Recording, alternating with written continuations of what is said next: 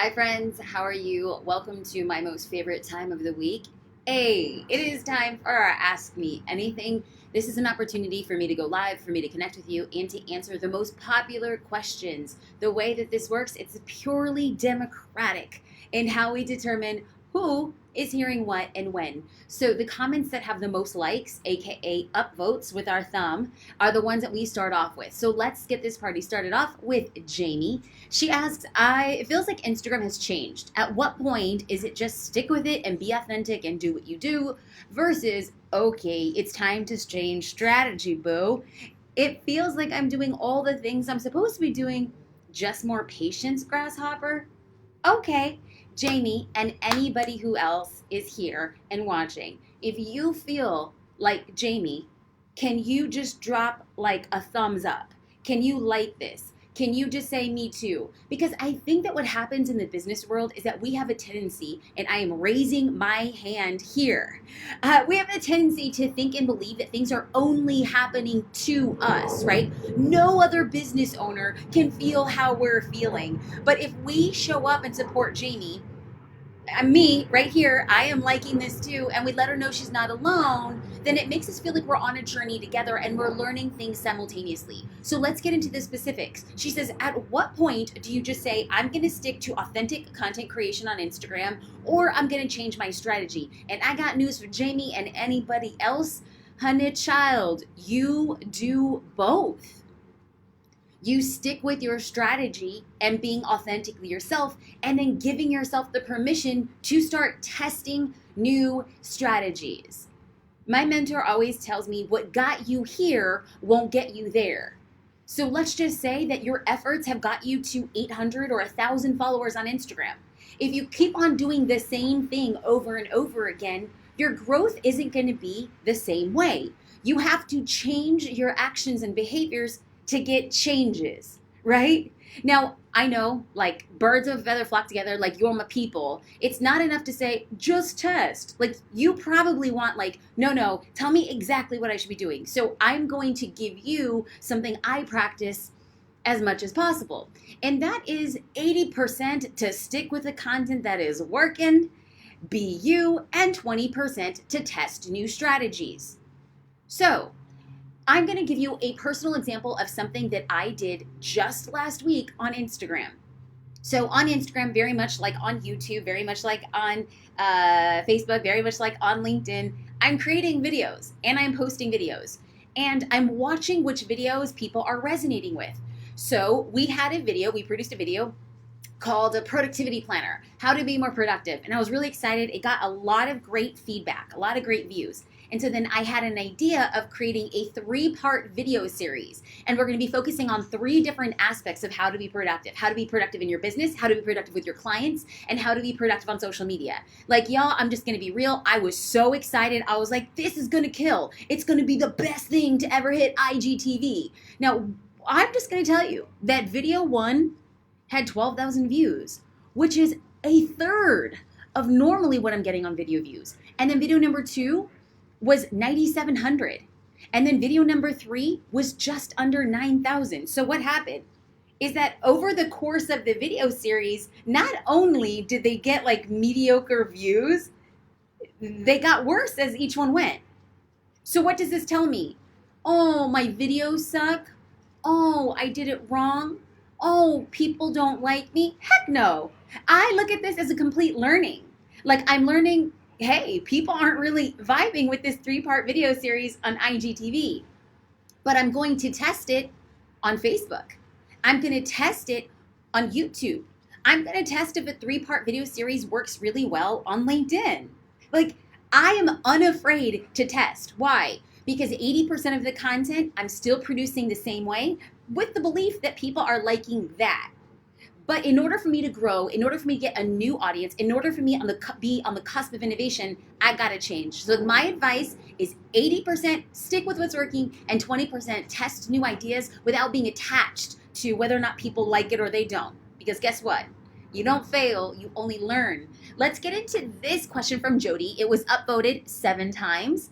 She asked, when creating an online course, how do I determine what to give away for free opt-ins and what do I do for the paid course? So I'm going to answer Jody's question, but I have a question for you. Can you let me know in the chat, are you a course creator, and or do you think you want to create a course in the future? Just write yes. And I'm asking you to do me a favor because I go back and I read the comments and I see what the audience is comprised of. Listen, I have no vested interest in going live. I don't sell you a dang thing.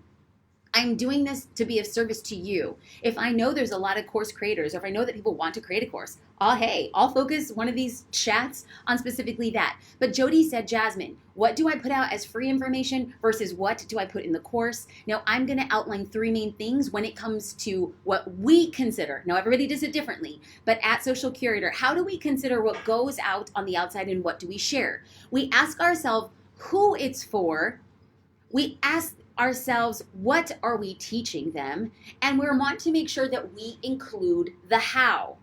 Because if anybody here has ever opted in or signed up for my newsletter or signed up for a checklist or a guide or a video series, like, you know that we deliver.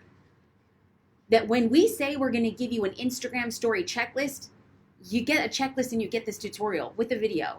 We know that when you opt in for our productivity bundle, you get a planner, you get a calendar, you get a video like of me explaining how to be productive. Like, we want to make sure that what we're giving you, you get it. And you're like, I can't believe that this is what I'm getting. This is amazing. I'm getting real applicable information. I am not out here to bamboozle or like sign up for my list and it's just like sign up. But if you want to know more, you got to pay me $19.97. I don't want to do that. You get what you sign up for. But if you have a course or a membership, it's going to be important that it focuses on one or all of the following things: access, accountability, transformation, resources. Why somebody is going to buy your course or your membership is to get more access to you. They get closer to you. They get to ask their questions in a very specific way. Accountability. This means that just because you have the information, just because I give you all this information about Instagram stories or about going live on Facebook or writing powerful LinkedIn articles, it doesn't mean that you're actually going to do it. Just because you can doesn't mean you will. So if your course or membership offers accountability, put the fire under your butt. You got to do it, Buttercup. If your course or membership offers transformation, this means that the reason why they're going to be buying your course, why they're going to be buying your membership, is because they're going to go in and they believe that the person they go in as is going to be different than the person who exits. You can give out all the information about how to lose weight. In fact, we know how to lose weight. Lessen your calories and work out. Do we do it? Not many of us. So sometimes if I was going to join a weight loss course, if I was going to join a weight loss membership or a fitness membership, I would want to know that I'm joining because of the transformation I want to get. Lastly, your course or membership should provide resources. So for instance, I'm going to use this example again. We have an Instagram story checklist. We give you the checklist. We tell you exactly what to do. I give you a video tutorial on what to do. But sometimes people are like, it just takes me a while to get my stories together. Well, on the inside of Social Curator, we provide resources. We give you the Instagram story templates, like download and use, download or customize. So the reason why somebody would be paying more to be part of what it is that you do is because they get access and or accountability and or transformation and or resources. Okay, let's get into the third most popular question. Y'all, these were upvoted about 7 times by 7 people. Kristen says, I just started using Pinterest for my business to help with sales. We sell art, photographs, jewelry. How can I get followers and how do I get people to see my pins and my boards? We're gonna talk about Pinterest today. Love some Pinterest. Before we do that, I always want to let you guys know, leave your comments here. Like, I'm going to be answering questions live. Like always, I pop in every single week for 25 minutes just to say, flash fire Q&A session. We're going to get this party started. Let's loop back to Pinterest. So we're going to focus on what Pinterest focuses on, and that is consistency and relevancy. And I'm going to say a word that many of y'all hate. It's called the algorithm. Listen, many social platforms, LinkedIn, Twitter, YouTube, Instagram, Facebook, Pinterest, they're all using algorithms. Algorithms show people what they want to see. So on Pinterest, there's going to be a higher likelihood of people seeing your pins and your boards if you are consistent and you're making your boards helpful. Now, I'm going to break down what I mean by helpful, because the thing that we want to stay away from is to stay away from sales Pinterest boards. Because we have come to know that the perfect Pinterest boards focus on inspiring a viewer while seamlessly incorporating business pins as well. If you have a board and it's just doing sales for your business, and you have 2, 3, 4, 8 boards that are just pins about your jewelry, just pins about your art, the boards just feel like a sales catalog. And sales catalogs died in 1984. Thank you, sweet baby Jesus. Your Pinterest boards should be, I know, prepare your heart, promoting a whole idea, a whole styling, a whole lifestyle. And in that board, you can incorporate your art or you can incorporate your jewelry, but the whole board is not just about your business. So how can I break this down in an example? And if you have questions, please feel free to leave them here.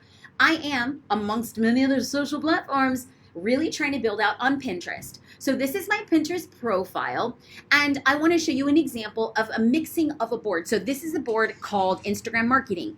You will see many pins. I'm sorry, guys, of the noise in the background. We're just doing the thing. So you'll see here that some of these boards have to do with my business and some of the boards do not have to do with my business. I'm just creating an aggregate resource of people who are looking for Instagram marketing tips on Pinterest. And so I have curated, I have put together articles and I'm like, these are really great articles. And guess what those articles are in there as well? Some of my own. I'm not selling Jasmine Star strategies. I'm selling the idea of information and slipping my own in there. Now, that is not to say that I do not use Pinterest for exclusive Jasmine Star content. I just referred to myself in the third person. That's very annoying, but it's neither here nor there. I'm going to show you a Pinterest board that we have dedicated to the Jasmine Star Show podcast. Every single pin on this board is related to my podcast. It's become an index of sorts. So what I have done is having a single board dedicated to the podcast means that if somebody happens to find a pin from my podcast, let's just say a recent podcast episode is how to go from a broke bartender to a $10 million CEO. That was a recent podcast episode, and I have that linked on Pinterest. If somebody had pinned that to their board and somebody clicks on that pin from another person's board, they can come back to my entire podcast board, because if they liked one podcast, there's a good chance they're like another. What I believe Pinterest does extraordinarily well is search-based marketing. Facebook and Instagram and even kind of sort of LinkedIn. Those are stumble upon marketing. Like, y'all, I go into Instagram and I'm scrolling and then I see an ad for a tortilla warmer on Instagram. I didn't know I needed a tortilla warmer, but I bought the tortilla warmer. I didn't know I needed a pair of socks with my dog's face on them, but I saw a pair of socks that you could put your dog's face on, and I said, you know what? I need these socks. That's called stumble upon marketing. I didn't know I needed those things, and then they came to me. Now, search-based marketing, Google and Pinterest are perfect. You're going to Pinterest looking for something specific, a recipe, a DIY, a very valuable resource, a how-to. You go to Google and you look for things in the same way. Pinterest has become so powerful of guiding people to get answers based on something they have a very specific question about. Okay, let's dive into some live questions. If you guys have questions, please, like always, leave them here. Janelle Kirkland, do you have a podcast on Pinterest? Janelle, I don't yet. It's going to be in the works, but we do have an issue of Social Curator that focuses on how to set your business up to grow on Pinterest. So if you're a Social Curator member, be sure to check that out. Erica Visser says, now that you're a mom, how are you carving out time for the baby and all that you need to work as well? I'm a full-time homeschooling mom of 5, and finding time for both is very hard. Well, Erica and anybody else who is homeschooling 1 child or 5, you got to give yourself a ton of grace. Like, I just have to speak my truth. My husband and I waited almost a decade to adopt a child. It was really painful But when I look back at that experience, what that experience allowed me to do is to build an infrastructure for my business. That I am afforded the luxury to make a decision to still maintain in my business because I built a team around me that can still keep the business going, even though I might be taking a step back in the business. So what am I doing in the business now? Well, number one, I'm delegating a lot more. And number two, I'm only doing in the business things that only I could do. I am not going to be proofreading copy. I am not going to be writing everything inside a social curator. I'm not going to be taking every photo. I'm not going to be writing every caption. No, I'm bringing around teams. We have a photo team. We have a writing team. We have an admin team. This, and we're going to get to this in a second, more about what that team structure looks like. But for me, we had been preparing to have a child for a very long time. I have also saved. I have been saving for our personal home care for 6 years. We thought we were going to get a child a long time ago. So out of every single paycheck, I would put a little bit of money away and say, this is for our home care. I don't know what home care looked like, but now I can tell you we've saved up enough money to bring in in-house support 3 days a week. So I schedule meetings. I schedule lives on Wednesdays. And you want to know what's happening right now? I had the opportunity to play with my daughter, and we had a nanny put her to sleep. And my daughter sleeps, she takes 4 naps a day. Each of them are 2 hours. That's when I work. She wakes up, we play, we go on a walk. Do I understand that not every baby is the same? Absolutely. But in this case, in particular scenario, if this is how it's worked, we've planned for this, we built into this, and I understand that in my business, there are certain things that only I could do, and then building an infrastructure around that. That was a great question. Thank you. Chrissy Renee, this was upvoted 6 times, asked, what is the best way to get Facebook engagement? I find it works well on Instagram and to give engagement and comment on your dream customers, but Facebook, I never get anything. Okay, so I don't know about you. Do you feel, because I have an answer, but I want to see your answers. Like, hook a sister up. Do you feel like you're getting more engagement on Instagram than you are on Facebook? Like, I want to know. And then, okay, cool. Okay, I'm seeing what's going on here. So, statistically,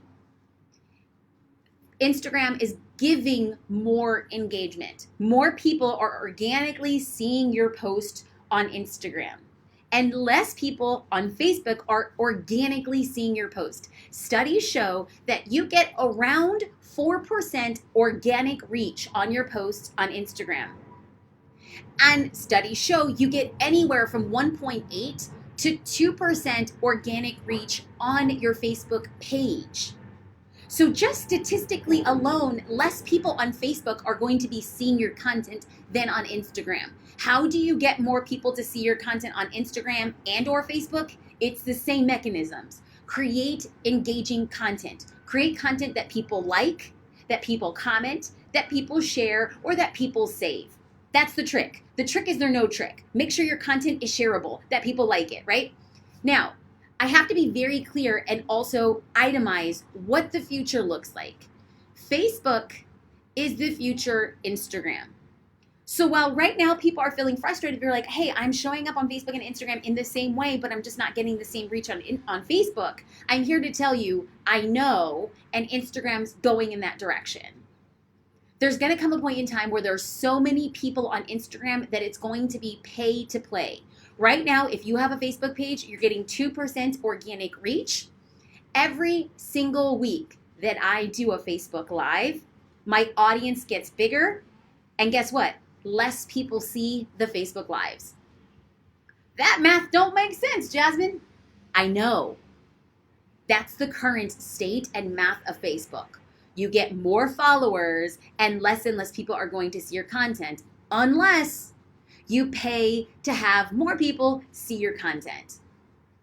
And if you say that's not fair, I would reply, buck up, buttercup, it is free. This is free marketing for your business. If you ain't paying a dime for it, you can't complain, right? Because Facebook will be like, you don't like it? Get off the platform. You don't like it? We'll reimburse you your money. You didn't pay us nothing? Oh, well, nothing's lost. Guess what, friends? Instagram's going the same way. It's just facts. It's how every social platform gets. The bigger you get, in order for your content to get seen, you have to pay for it. So what does this mean? Don't give up on Facebook. Y'all, my viewership goes lower and lower and lower each week on Facebook. And guess what? I'm still showing up. Why? Number one, it's free.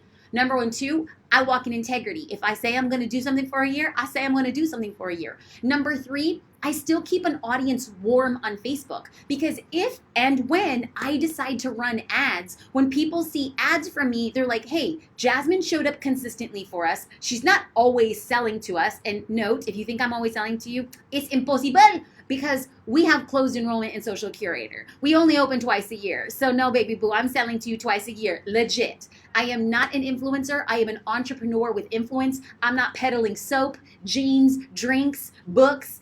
I'm just doing me, challenging you to show up. So I will still show up even though the platforms are giving me less and less reach. Why? I'm here to serve you and build a business in the meantime.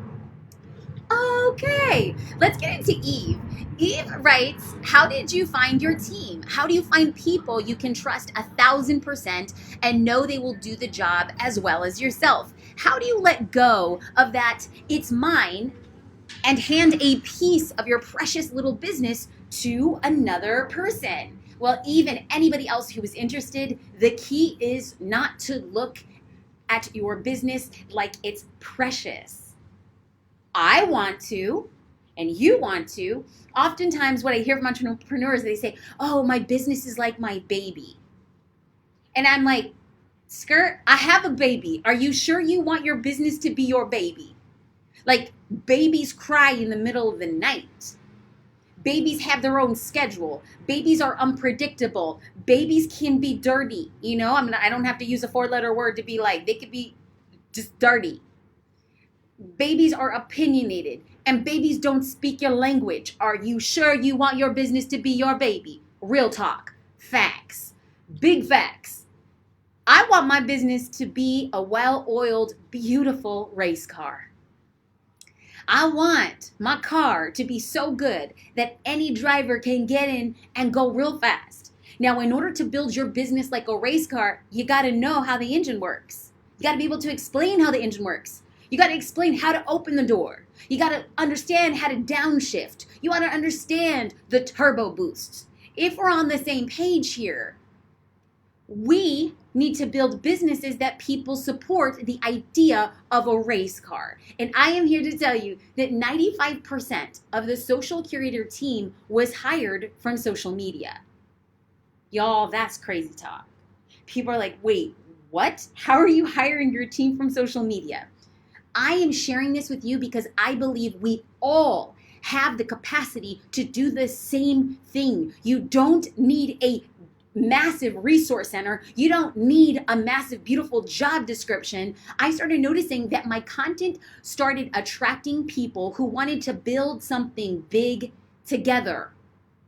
The content I was sharing on Facebook Live, on YouTube, on LinkedIn, on Twitter, on Instagram, on Pinterest, people are like, what is it that you're doing and what are you building? And can I be a part of it? Now, let me just break this down into a granular example so that you could see how it works. Y'all know I show up consistently in my business, but how we attracted our creative director, her name is Tammy. She attended a live photo workshop and then reached out on social media to offer her services in continuing shooting with us.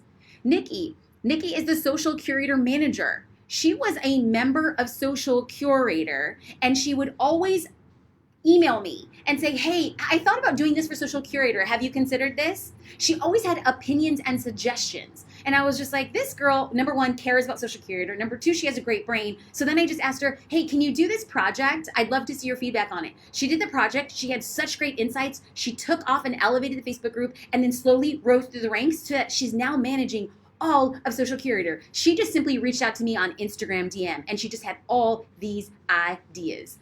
Our COO, our Chief Operating Officer, her name is Jade. She saw a Facebook post and filled out the job application.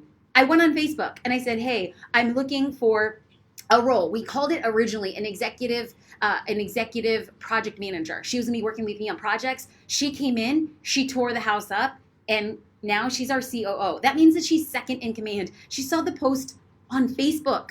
just by following my page. Christy is my podcast manager. This is the crazy thing about Christy is that she asked a question. I was live on Instagram. I do live chats on Instagram every single week. I just go live. I take questions. She came on. She asked a question. She was really smart. And I was like, I like this girl. She sent me a DM and said, hey, Jasmine, I just really want to say thank you for being on your Instagram live. I said, great. Thank you. Appreciate it. A month later, she followed up. She's like, Jasmine, I instated your ideas on Instagram live and look what happened in my business. And I was like, whoa. And I said, hey, what do you do again? She's like, I'm a virtual assistant. And I said, can I give you a project to work on? I said, this is a project. And let's just be real. It was a project that I'm like, I really need to work on this project. I don't have time. It's not that interesting to me, but it needs to get done. And I said, how much would you quote me for this project? She gave me a quote. I paid her. She set up a time and she gave me a whole presentation. This is what I suspect should happen. This is what I see. These are the trends. And I saw this girl and I was like, oh, dang, this girl is smart. So then as a virtual assistant, I kept on giving her more projects and more projects and more projects. And then I said, hey, do you want to come on part-time with the team? And she said, yes. And then just 2 months ago, after being on the team just a year, I said, I would like you to be a full-time employee. And our full-time employees have a 401k, they have full medical and dental, and you're on salary. And she said, I'm all in. Y'all, that is like, that's just content. You have the same capacity. Now, I understand people are like, no, Jasmine, that's not, I don't feel comfortable with that. I don't want to dip into my own market. That's fine. What I want to do now is I want to introduce you to Kiana. Kiana is on our customer success team. Now, how did we find Kiana? We think she's such a power player. She came in with a ton of experience. She knew exactly what she did. She'd done it for other companies, but we went to Upwork, upwork.com. We just created a job description. I said, and we literally were like, this would be a unicorn. And we listed all the things on Upwork, like if this person knew this and this and this. And Kiana applied. Kiana was interviewed, and she was such a standout for the team that we're like, we have to get her on. Now, Kiana is an independent contractor. So the hours that she works has been great because now that we've been in quarantine, she's able to homeschool her children, work on her own hours, and find herself on the team. So how are you going to be able to build your team? You get to make the rules. We have that. So you see that a lot of our team was built on social media, but also a few of our team members, we went to very public places like Upwork. People have put on job descriptions on Craigslist. So you're not limited to it, but in my mind, you need to know exactly what you want that person to do in your business. And I say, list it all out. I call it my dream sheet. Write on your dream sheet.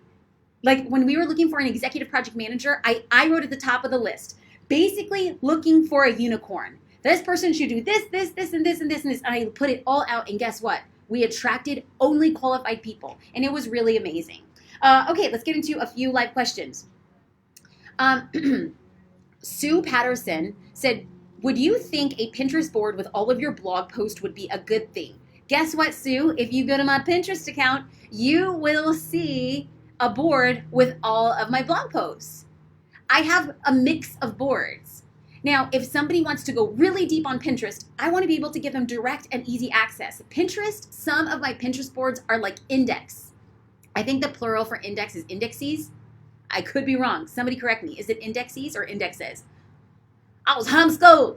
Some of my boards are indexes, where it's like, this is how you find all of my podcasts. This is how you find all of my blog posts. If y'all have not been to Jasmine Star blog in a second, I have been blogging since 2007, okay? Like, I was a born blogger, okay? I was a blogger before I was anything else. Like, I just want to write. I'm still creating resources. Check it out. Maybe you go to Pinterest, use the index, and then click on over to a blog post. Y'all, I'm just trying to create content that moves the needle in your business. How do you want to learn? On Pinterest. How do you want to learn? On YouTube. How do you want to learn? On Facebook. How do you want to learn? IGTV. Listen, I'm just trying to show up till I blow up. I'm trying to show people what is possible in their businesses so they actually put the fire under their butt and say, I too want to get a piece of that pie. Yes, and amen. Okay, let's see. Alicia Vanderwerf. Question, what is the best way to go about selling a product on social without being overselly about it? The key, queen, is to not be overselly. I always believe when it comes to social media that you have to give, and then ask. I firmly believe that 80% of your blog posts, 80% of your Instagram posts, 80% of your Facebook posts should really only ever be about your followers. How do you help them? How do you empower them? How do you diminish a fear? Always and forever, it's about them. Your accounts are about your followers. It's not about your business. Because over time, when you help them and you empower them and you diminish your fear again and again and again, they have an affinity. They like you and they trust you. It is only when they like and they know you and they trust you. Let me repeat it again for the people in the back. It is only when they know you, when they like you, and when they trust you that they're going to be willing to take their hard-earned money and pay for your product or your service. So how do you sell? You don't. Or not that often. You got to give. You're going to be creating content that is helpful and beneficial to them. And then you're going to start inciting a need. So if you're a life coach, you're going to be giving all these helpful tips. But then you say, have you tried this before and it didn't work? Do you ever feel alone in the process? When you start highlighting desires and needs, that even though you have the best resource, what do they really need? Next level. They either need, and we already talked about this. We talked about this earlier. Alicia, I'm going to give it to you again. Your course or your offering, your membership, whatever it is that your business does, you have to include access, accountability, transformation, or resources. So how do you sell? You give as much as you can, and then you say, if you buy, you get more. But the only way you can get to the point of if you buy is if they know you, they like you, and they trust you. And the way that it happens is by showing up consistently day after day after day on the platform that your dream customer is existing and dwelling on. Friends, every week I come on and I have these conversations. The conversations are only ever focused on you, and they are for you, and they are about you. I hope that I get to share what I know. I made a commitment to God years ago that if I ever had the opportunity to build a successful business, that I would give back more than I received. And let me tell you, everything I received on Google. I graduated from the University of Google. Everything I received on Google, I have paid it forward, and I continue to do so. I hope that if you learned one small thing here today, number one, I say thank you for being here. Number two, can you share what you know? Can you share your brilliance? I don't care if it's about dog walking. I don't care if it's about cat baths. I don't care if it's about jewelry. I don't care if it's about graphic design. Put out more good in the world. Share everything you know. And you're going to help, inspire, and empower somebody to change their life. It is always an honor to chat with you. From my heart to yours, stay happy, stay healthy, wear a mask. Much love. Bye, friends.